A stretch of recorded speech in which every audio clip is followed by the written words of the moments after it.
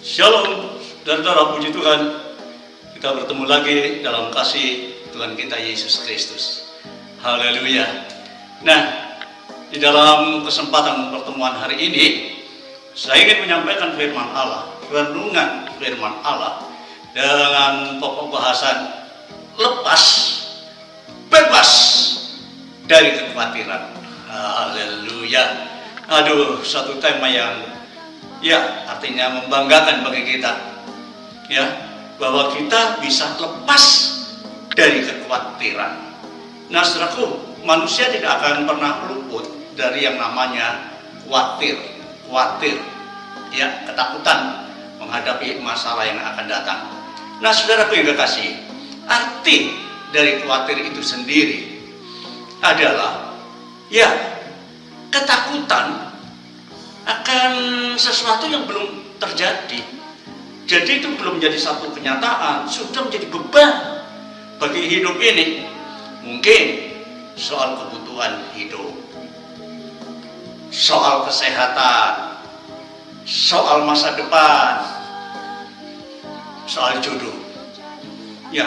Semuanya belum terjalani, semuanya belum dirasakan, dinikmati, tetapi sudah menjadi satu beban di dalam kehidupan seseorang untuk menghadapi yang akan datang itu, Saudaraku, terus banyak orang yang dari hari-hari dia akan menderita untuk hal ini, karena kekhawatiran itu. Di dalam Amsal pasal yang ke-12 ayat 25, di situ dikatakan kekhawatiran di dalam hati itu membungkukkan orang. Bungkuk, khawatirnya sedikit, bungkuk, tambah sedikit lagi, bungkuk, tambah sedikit lagi, tambah bungkuk. Nah, saudaraku, sebab itu orang mencari solusi, untuk dapat terhindar dari kekhawatiran. Mereka mencari jalan bagaimana caranya untuk bisa membebaskan diri dari kekhawatiran ini. Nah, saudaraku, sebenarnya ada penghiburan yang dari Tuhan, ada jalan keluar yang dari Tuhan bagi orang-orang yang percaya. Maka tidak perlu lagi hidup dalam ketakutan, di dalam kekhawatiran. Dan sebabnya saya membuat satu tema, lepas, bebas dari kekhawatiran. Haleluya. Nah, saudaraku, di dalam Matius pasal 6 ayat 31 sampai yang ke-32, di situ dikatakan, sebab itu, kata Tuhan, memberikan penghiburan kepada kita, janganlah kamu khawatir. Dan kemudian berkata, apa yang harus kami makan, apa yang harus kami minum, apa yang harus kami pakai. Nah, itu belum dijalani, sudah mengalami kekhawatiran. Nah, Tuhan lanjutkan, semua itu dicari oleh bangsa-bangsa yang tidak mengenal Allah. Akan tetapi Bapakmu di surga tahu, mengerti bahwa kamu sekalian memerlukan semuanya. Suatu sebenarnya kita harus bangga, saudara. Kalau kita sebagai orang percaya ini adalah anak-anak Allah. Tidak mungkin seorang tua itu akan menelantarkan anaknya, membiarkan anaknya. Karena Bapa di surga itu tahu kebutuhan kita. Kalau kita adalah anak, maka perhatian Bapa itu sesungguhnya sangat luar biasa. Kalau seorang tua jasmani saja, saudaraku, kalau dia sayang kepada anaknya, sebelum dia bangun dari tidur sudah dipersiapkan semuanya, baik itu sarapan paginya, baik itu perlengkapan sekolahnya dan lain sebagainya. Kenapa? Orang tua sayang kepada anaknya. Haleluya. Nah, saudaraku yang kekasih, setiap masalah, tidak ada seorang pun yang tidak punya masalah dalam hidup ini. Pasti ada jalan keluarnya. Nah, inilah saudara yang perlu kita pahami. Setiap masalah, setiap kasus yang dialami oleh seseorang, pasti ada jalan keluarnya, asal kita tahu caranya. Nah, sebagai orang Kristen pun harus demikian. Ada jalan keluar dari persoalan kita kok. Ya, walaupun kita sebagai orang percaya kepada Tuhan pasti juga mengalami kekhawatiran. Sebab itu Tuhan berkata, jangan kamu khawatir. Ya, karena Tuhan memberikan jalan keluar. Nah, bagaimana kita bisa memahami ini, saudaraku ya? Maka ada harga yang harus dibayar kalau kita bisa mau menikmati pertolongan Tuhan. Ya, ada harga yang harus kita bayar. Artinya ada yang kita lakukan, kita kerjakan supaya kita bisa menikmati kebebasan, kelepasan dari yang namanya khawatir. Haleluya. Nah, di dalam Matius pasal 6 ayat 33 dikatakan di situ. Tetapi carilah dahulu, nomor satukan, utamakan kerajaan Allah dan kebenarannya, maka semuanya itu akan ditambahkan kepadamu. Saudara, cari dulu kerajaan Allah dan kebenarannya, maka kita tidak diberi tetapi ditambah. Ya, karena kalau kita diberi itu artinya kita nggak punya. Tetapi kalau kita ditambah itu artinya kita sudah punya, ditambah oleh Tuhan.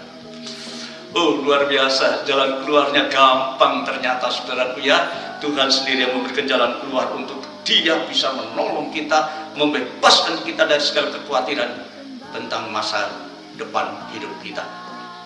Ya. Jadi cari dulu kerajaan Allah dan kebenarannya. Nah, kita perhatikan yang pertama, cari dulu kerajaan Allah. Ya. Apa sih kerajaan Allah itu? Dan di mana kerajaan Allah? Yang kita ketahui kerajaan Allah itu ada di surga sana. Nah, apakah kita harus mati lebih dulu baru kita masuk kerajaan Allah? Tidak. Bukan harus mati. Karena Tuhan Yesus mengatakan dalam Lukas pasal 17 ayat yang ke-21. Lihat, ya, Ia ada di sini. Ya. Jadi saudaraku, ada yang bertanya, tunjukkanlah kerajaan Allah itu bagi kami. Tapi Tuhan katakan, orang tidak akan bisa mengatakan, lihat, Dia ada di sini, Dia ada di sana. Tidak.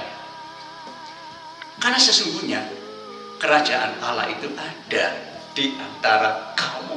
Oh, benar. Iya. Kerajaan Allah itu ada di antara kita, saudaraku.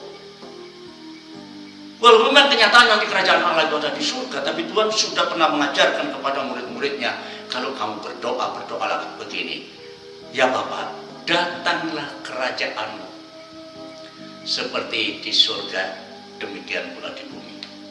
Jadi sebenarnya kerajaan Allah itu tidak jauh dari kita. Ya, inilah kunci untuk kita bebas dari ketakutan, bebas dari kekhawatiran. Carilah dulu kerajaan Allah dan kebenarannya. Ya. Jadi kerajaan Allah itu tidak jauh. Ada di antara kita.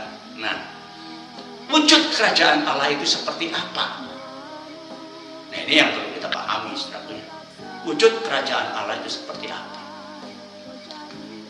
Dalam Matius pasal 14 ayat yang ke-17, di situ dikatakan, sebab kerajaan Allah itu bukan soal makanan dan minum, bukan.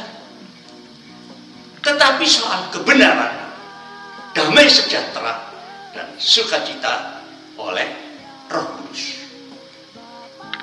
Ya. Jadi kerajaan Allah itu, saudara, bukan dalam bentuk kalau kita, makanan kita limpah, sampai kita gelojo dan lain sebagainya. Ya, ada hal-hal yang lebih dari itu, bukan.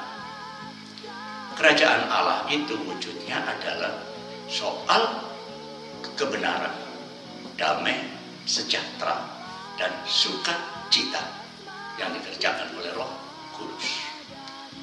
Haleluya. Kerajaan Allah itu bukan soal makan, bukan soal minum, bukan hal-hal yang jasmani ini, saudaraku ya.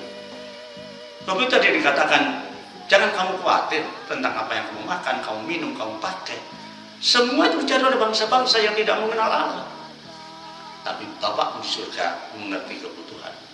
Saudaraku, kerajaan surga itu adalah suasana hadirat Allah.